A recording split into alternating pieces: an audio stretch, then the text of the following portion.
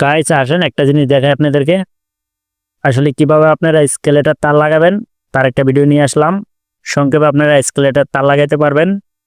স্কেলেটার তার লাগাইতে হলে আপনার স্কেলেটার তারের মাপটা ক্লিয়ারভাবে বুঝতে হয়, এই কারণেই আপনাদের জন্য ভিডিওটা আনা।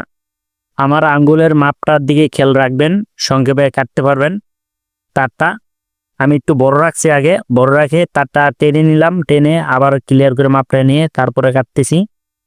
আপনারা যারা ক্লাস থাকবে না ওদের জন্য আরেকটা সংক্ষেপ সুযোগ হয়েছে কাটার। হেডবাডির মাথায় যে 8 নম্বর বল্টু আছে, এই বল্টুটাই বাড়ি দিলে কাটতে পারবেন।